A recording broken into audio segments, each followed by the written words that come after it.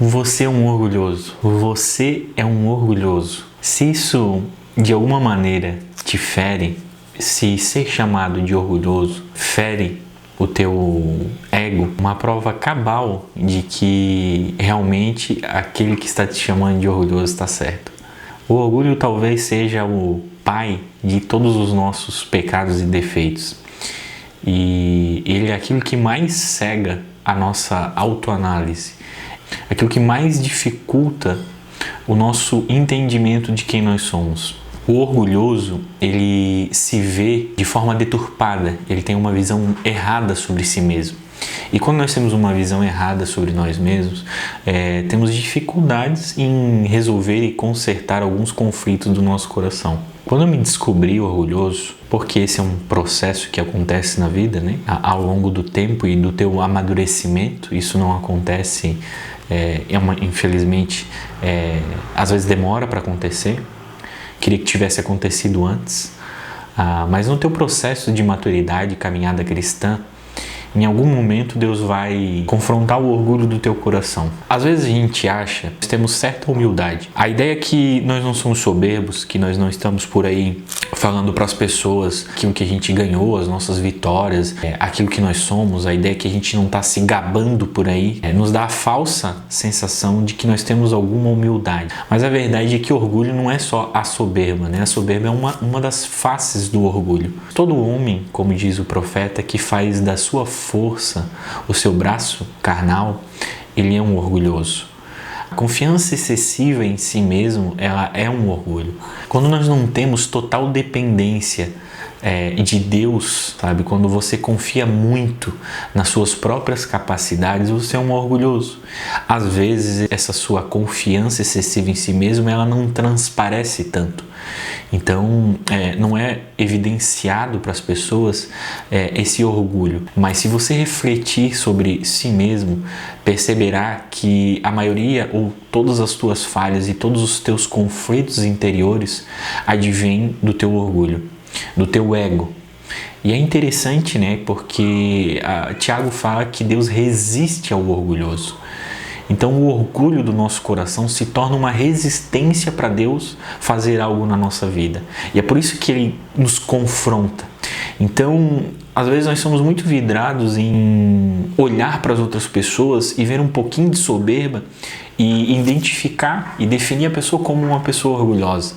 E se esquecemos de olhar para dentro de nós e perceber o quanto nós valorizamos as nossas capacidades e desvalorizamos a provisão de Deus na nossa vida. É muito interessante pensar que, segundo a narrativa dos profetas, assim entendido, o diabo lá no céu, o inimigo, ele se orgulhou, né? Ele disse consigo mesmo: me exaltarei e levantarei meu trono acima do trono de Deus.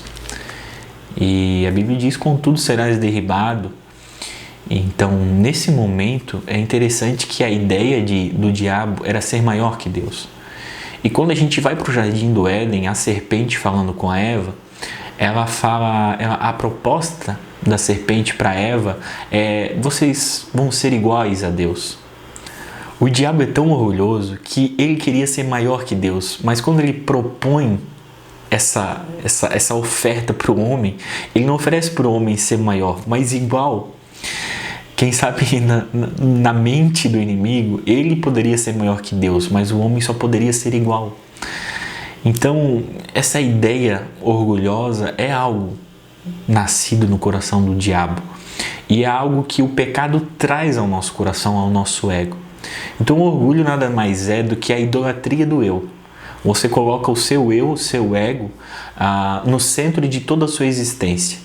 E quando você coloca algo no centro da sua existência, Deus não pode estar lá. E quando Deus não está onde deveria estar, tudo que foi colocado nesse lugar vira um objeto de idolatria. E toda idolatria traz cegueira. Por quê? Porque eu não vejo defeito naquilo que eu idolatro. Então, se você idolatra a si mesmo, você não consegue analisar e ver os seus defeitos e os seus conflitos. É por isso que você precisa entender de maneira muito plena como o orgulho ele aparece, ele se expressa na sua vida. E às vezes as pessoas têm baixa autoestima. E geralmente, toda pessoa com baixa autoestima, ela acha que ela é humilde. A gente confunde a baixa autoestima com humildade, mas a baixa autoestima não tem nada a ver com humildade. Na verdade, se for parar para pensar, você pode dizer até que a baixa autoestima é fruto de um orgulho, da mesma forma que a alta autoestima. Por quê? Porque as duas estão focadas no ego e aquilo que o ego precisa para se sentir bem. Uma pessoa com baixa autoestima, ela está querendo ouvir de outras pessoas elogios que a façam se sentir melhor. E uma pessoa de alta autoestima, ela pode dizer que não precisa desses elogios, mas vai adorar ouvi-los. Por quê? Porque ela precisa que essa estima seja acariciada. Uma questão interessante sobre tudo isso é que quando Deus começa a tratar o teu coração e mostrar para você o orgulho que existe dentro dele, você começa a olhar as pessoas com muito mais empatia, simpatia e amor. Não, na sua mente não vem mais o julgamento ou a crítica às pessoas. Por quê? Porque você começa a se conhecer. E quando a gente começa a se conhecer, julgar a vida de outras pessoas começa a se tornar mais difícil. Esse é o caminho da humildade. É quando Deus revela o seu coração para você e você não consegue mais olhar as pessoas com olhos de julgamento. Se hoje, quando você olha para as pessoas, vem julgamento no teu coração, vem críticas ou qualquer outro tipo de análise sobre a vida das pessoas, significa que você é um orgulhoso. Eu gosto muito do profeta Isaías, no capítulo 6 do mesmo livro, que ele fala do ano em que morreu o rei Uzias e ele viu o Senhor no alto sublime trono. E nesse momento que ele vê a Deus e que ele tem um encontro especial com Deus, ele tem uma visão extraordinária de Deus, a palavra que sai da boca dele é: ai de mim que vou perecendo. À medida que você se aprofunda em Deus e cresce em maturidade em Deus, a única coisa que vai sair da sua boca vai ser: ai de mim. É interessante, imagina que Isaías era um profeta de Deus. Ou seja, Deus falava através da boca de Isaías. Mas ele diz: ai de mim, que estou perecendo, pois tenho lábios impuros e habito no meio de um povo de impuros lábios. Gente, o camarada era profeta. Como que você fala que um profeta tinha lábios impuros? É importante que você entenda esse termo, esse conceito muito bem, para que você possa olhar para dentro de si e deixar o Espírito Santo tratar o seu coração.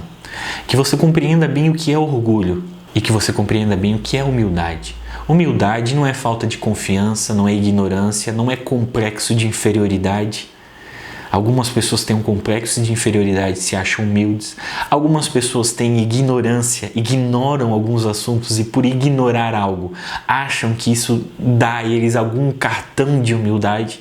Algumas pessoas acham que a pobreza traz humildade, mas não traz. Existe muito pobre orgulhoso e muito rico humilde. A humildade não é isso. A humildade é o reconhecimento do seu orgulho. Todo humilde nunca dirá que é um humilde, porque a humildade não vem dos teus lábios. Se você tem uma ponta de humildade, você vai reconhecer o teu orgulho.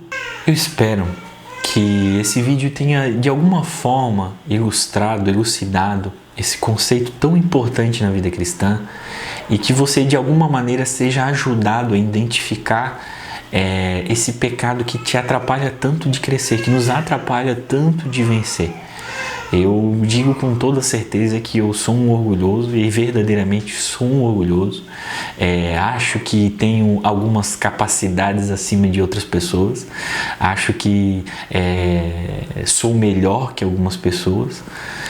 Mas tudo isso Deus vai me tratando devagarinho, de acordo com o meu amadurecimento. O Espírito Santo trata o meu coração. Às vezes é difícil, às vezes é duro, às vezes Deus me mostra, às vezes eu apanho, às vezes é dolorido, porque o tratamento do nosso coração e do nosso ego, ele é dolorido, às vezes dói, mas o mais importante é que à medida que o teu orgulho é trabalhado, a humildade cresce no teu coração. E a humildade talvez seja um dos maiores diferenciais de Cristo. Nós vamos nos parecer mais com Jesus à medida que o orgulho sai do nosso coração e entra a humildade. Então, ser parecido com Jesus é ser humilde. E ser humilde é admitir que você é um orgulhoso. Que Deus te abençoe. Deixe seu comentário aqui, sua sugestão, sua crítica, sua contrariedade ou seu testemunho.